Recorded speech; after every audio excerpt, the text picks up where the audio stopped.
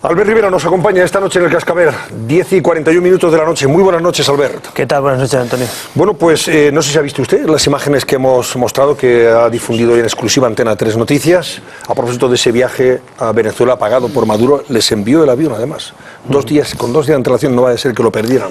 A la portavoz de la CUP, en estas recientes sesiones de investidura en el Parlamento, Ana Gabriel, al suegro del líder de la banda terrorista ETA, del número 1 de la banda terrorista ETA, y a una de las dirigentes de Podemos, en Castilla-La Mancha. Bueno, no cambian muchas cosas, es decir, algunos ya no hay que ser Sherlock Holmes para saber que Podemos apoya y ha apoyado al régimen chavista, lo ha hecho Monedero, que colaboraba, hacía informes incluso por 480.000 euros, no está nada mal, yo nunca he visto un informe tan costoso por tan poco. Hemos visto cómo el señor Pablo Iglesias ensalzaba la figura de Chávez en el Twitter, hemos visto cómo el liderazgo en definitiva de Podemos se gestaba, aprendía bajo las órdenes del régimen chavista. Lo que pasa es que a partir de ahora sí que ha cambiado una cosa, que es que cuando digamos que son chavistas ya no pueden desmentirlo. Es decir, todos lo sabíamos, pero ahora lo que no pueden decir es, no, hombre, en ese vuelo yo no vi a nadie de Ciudadanos, nos invitaron, en ese vuelo de Maduro yo no he visto a nadie del PP ni del PSOE, solo he visto a las CUP, a Podemos y a padres de dirigentes de ETA, vaya, lo mejor de cada casa. Por tanto, evidentemente, el vínculo político ideológico es evidente y ahora hay que descifrar si el vínculo financiero también, que está investigando la UDEF, tiene algo que ver o no con la financiación de ese partido.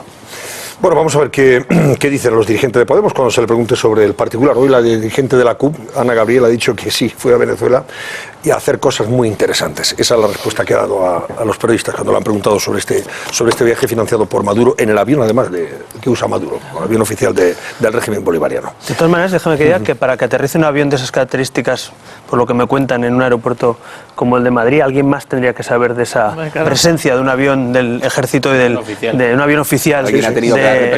Digo porque es que a mí me sorprende que todo esto justo... Llevaba 2 días, ahora, además, según la información, 2 días llevaba en España el avión, había aterrizado con 2 días de antelación. Lo digo porque el orden de los factores a veces sí que cambia el producto. Lo digo porque hemos tenido una campaña electoral, algunos hemos tenido que aguantar insidias, insultos, hemos tenido que ir a los tribunales a defendernos de esas insidias y algunos ha parecido que eran angelitos y resulta que ahora, cuando resulta que no interesa que hayan ciertos pactos, de golpe y porrazo, ¡pum!, los que tenían información seguramente que no han explicado, en fin, cosas de la política que a veces tiene su justicia poética. Que podría haberse conocido antes, efectivamente, todo esto.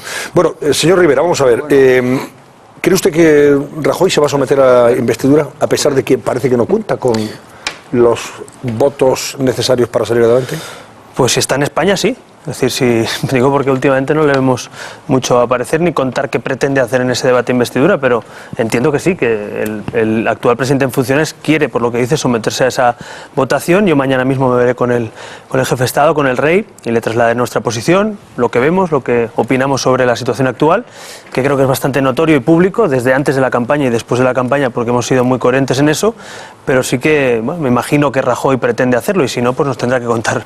¿Cree usted que debe ser el candidato a investir? Otra cosa es que luego lo consiga o no. Mire, la Constitución deja margen para muchas cosas. La Constitución deja margen para que el rey, si no ve apoyos suficientes, no le presente a Rajoy, pero puede pasar lo mismo con Sánchez, si no le ve apoyos suficientes. Por tanto, el rey tiene un papel de árbitro, de los pocos papeles que le otorga, entre comillas, políticos la Constitución es este, y además un rey nuevo en una situación nueva. Por tanto, no es fácil la situación que tiene. Yo deduzco por lo que se está hablando, mañana hablaré directamente con el rey, lo sabré directamente, pero entiendo que la intención es presentar a ambos candidatos. Pero bueno, esto, insisto, es el rey quien tiene la potestad de contar escaños y decir: presento a este candidato o presento a otro candidato o no presento a ninguno de los dos. En todo caso, insisto, es una potestad del rey. ¿Ha hablado el Partido Popular con Ciudadanos para conseguir su apoyo activo mediante una abstención o directamente a través o mediante el voto afirmativo? Yo me he reunido una vez, que es la única que me he reunido y que he hablado con Rajoy de esto, que fue en la Moncloa después de las elecciones, igual que se reunió con Sánchez y Pablo Iglesias, y le transmití a Rajoy lo que ya había dicho en la campaña y lo que ustedes ya conocerán a estas alturas, que nosotros, si Rajoy, el Partido Popular, pretende gobernar o tener un apoyo en la investidura, si consigue la abstención del Partido Socialista, que cuente con nosotros para sentarnos en una mesa y hacer una hoja de ruta de reformas, de exigencias, de cambios y articular una legislatura excepcional para unas reformas estructurales y para que España siga avanzando, ¿no? En definitiva, un acuerdo amplio que permita que incluso absteniéndonos otros partidos, siempre dos partidos, un partido en minoría pueda gobernar. Eso ya pasa, como se ha recordado aquí, en otras comunidades autónomas, donde Ciudadanos ha jugado un papel fundamental para que en la Comunidad de Madrid, en Andalucía, en La Rioja, en Murcia, pueda haber gobierno y pueda haber cambios, las dos cosas a la vez, pero de momento Rajoy pues parece que no ha conseguido el apoyo del PSOE, que es evidente, y parece también que tampoco nos ha dicho nada más. Yo desde entonces no he vuelto a hablar con el presidente en funciones.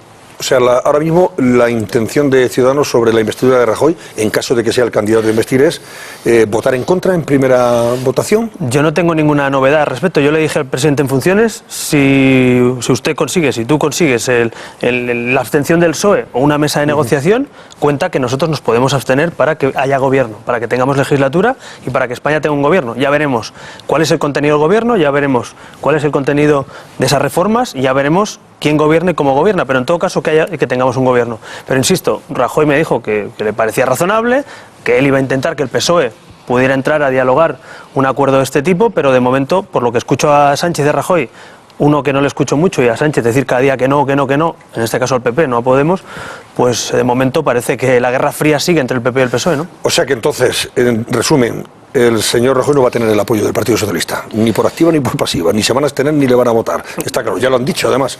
¿Qué hará entonces Ciudadanos? Porque no va a contar, una vez que ya no tiene el apoyo del PP del PSOE. Como bien decías, por lo lógico es que Sánchez, que parece que ya está en ello, por lo que dice la prensa, intentando llegar a un acuerdo con Podemos, con los partidos independentistas, con el PNV, intente sumar a todos los que no quieren a Rajoy y formar una especie de amalgama para intentar gobernar España, ¿no?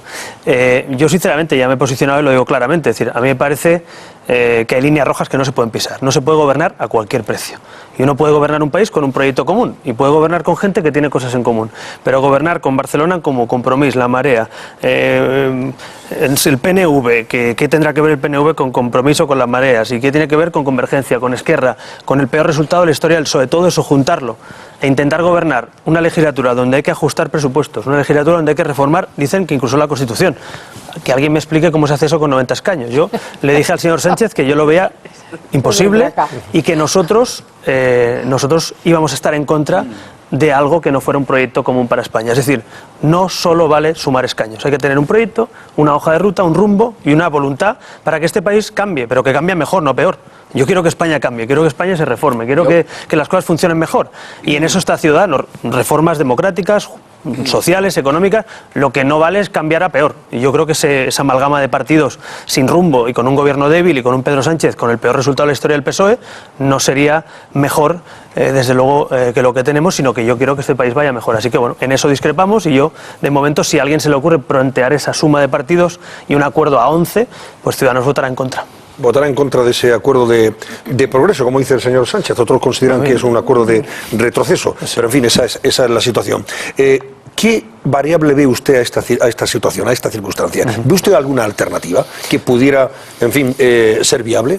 Porque estamos en una situación de bloqueo. Yo creo que toca hacer política con mayúsculas. En los últimos 30 años en España no ha sido necesaria esa política porque teníamos o mayorías absolutas, por tanto, apisonadoras que no escuchaban a la oposición, o mayorías apuntaladas por los separatistas o los nacionalistas a cambio de dádivas o de inmunidad a los Pujol o todo lo que hemos visto.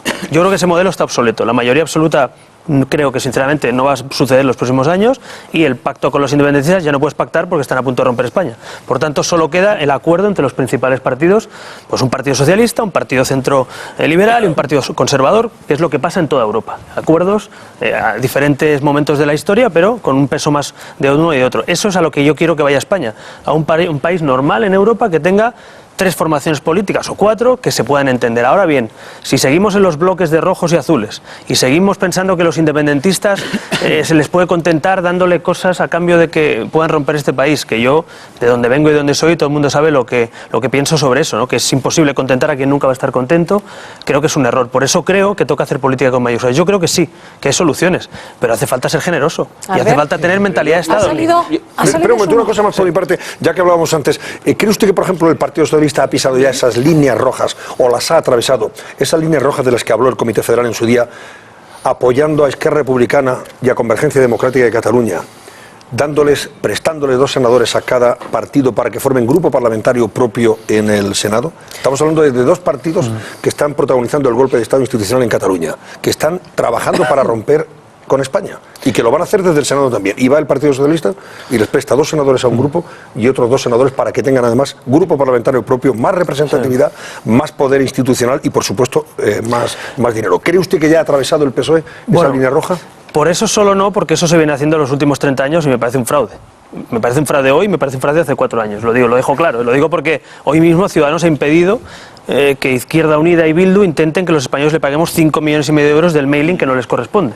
Y eso lo hemos ahorrado con una votación que algunos han criticado, pero que ha permitido que hoy los españoles tengan 5,5 millones más en las arcas públicas y no estén en las arcas de Bildu o de Izquierda Unida, que con todos mis respetos no han sacado votos suficientes o escaños suficientes para tener esa subvención. A partir de ahí, lógicamente, yo no creo que sea gratuito en estos momentos que alguien preste escaños para constituir gobiernos, o en este caso para constituir grupos parlamentarios en el Senado, a partidos que quieren romper este país. Eso es a cambio seguramente de otras cosas políticas. Lo mismo que intentaron poner el PNV en la mesa del Congreso y Ciudadanos le dijo al PSOE que no, que el acuerdo era con el PSOE, con el PP, y que no iban a intentar dar puestos en la mesa del Congreso al PNV para contentar a nadie. Y lo vetamos ahí, pero como en el Senado no tenemos esa presencia, en el Senado sí que le dieron la presencia a la mesa. Es decir, no vale cambiar cromos, no vale jugar con los grupos parlamentarios, no vale jugar a todo para gobernar. Insisto, nosotros mismos, Ciudadanos, en la posición que está hoy, y en algunas comunidades autónomas, podríamos tener vicepresidencias, consejerías, directores generales,